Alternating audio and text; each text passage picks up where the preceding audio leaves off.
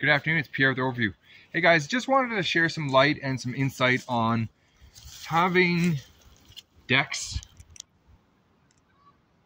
that are being built on helical piles. Okay, so in essence, this will be a pile that's drilled into the ground, and a lot of times what builders will do is they will attach this post to this plate using adhesives such as PL.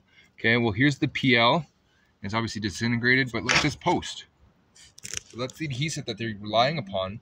And I see this all too often. What they should be doing is actually installing a saddle. They make the attachment, but they're more expensive. And so a saddle, while not this version, it's similar to this. Essentially what would happen is the saddle would fit in place of where you see this flat plate, okay?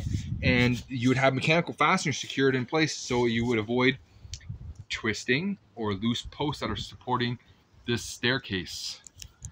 If you look at this one, it's actually twisting, and so it'll help stabilize it. So it's just something to be mindful about if you are building a deck. Okay, here's another thing to be mindful about is here we have a beautiful deck that spans across the entire back. Okay, well if we take note of the beam, that beam is an LVL, laminated veneer lumber. This lumber is not intended to be used on exterior applications. Now there are exceptions to that.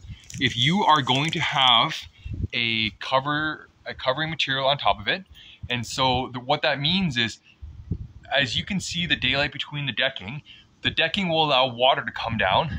Notice the stains, and so eventually that beam will rot. Okay, so you need a solid surface above it so the water doesn't drain or come into contact with the beam.